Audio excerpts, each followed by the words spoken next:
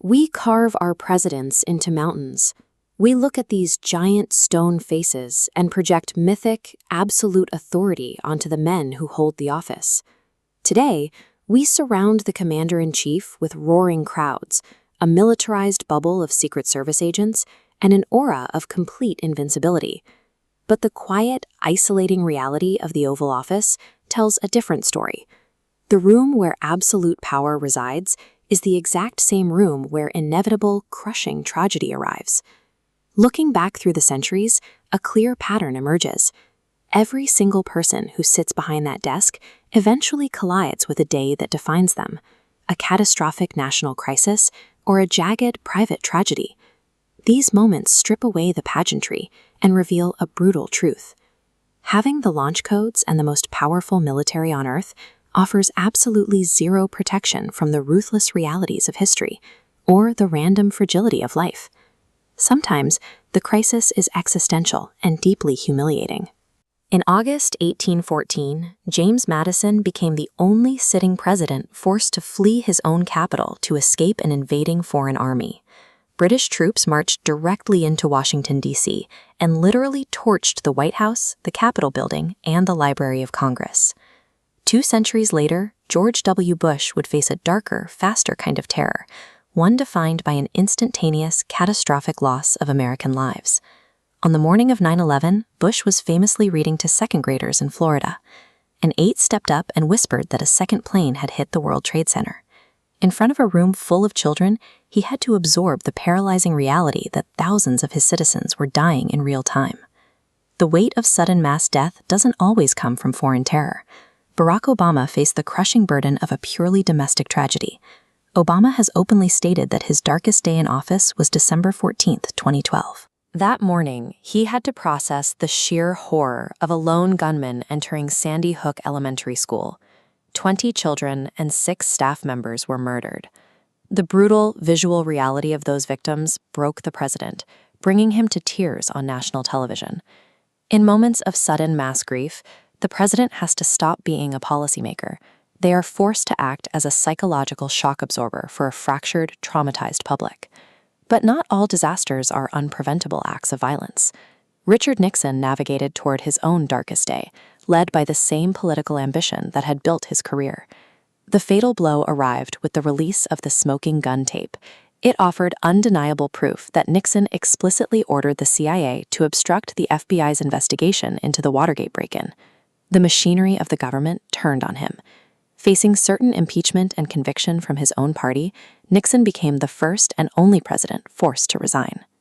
While Nixon's demise was a slow domestic burn, John F. Kennedy engineered a massive foreign policy disaster barely 3 months into his term. The CIA had trained 1,400 Cuban exiles to invade the island and overthrow Fidel Castro, but Castro anticipated the strike. When the exile brigade hit the beaches at the Bay of Pigs, it was an absolute slaughter. Over 100 men were killed, and 1,200 more were captured and paraded before the world.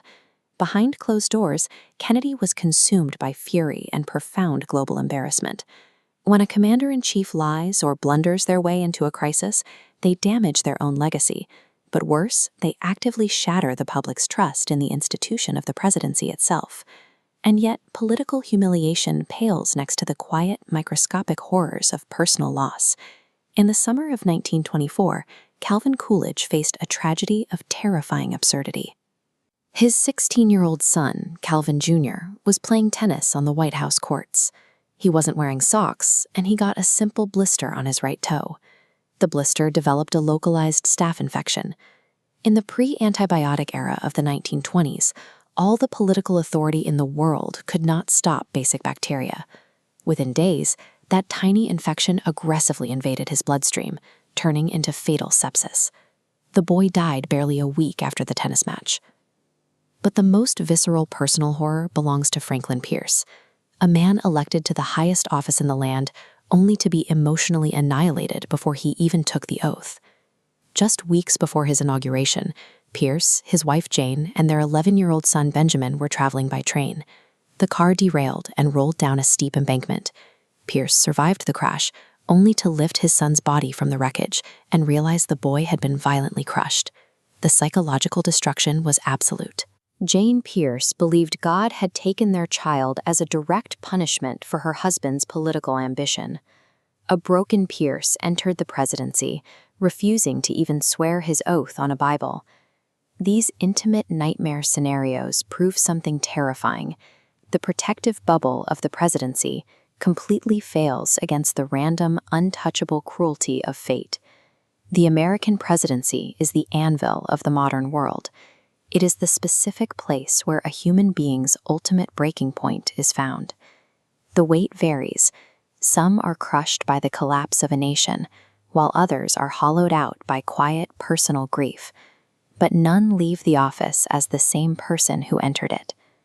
After watching his teenage son die from a simple blister, Calvin Coolidge came to a haunting realization about the total emptiness of ultimate authority.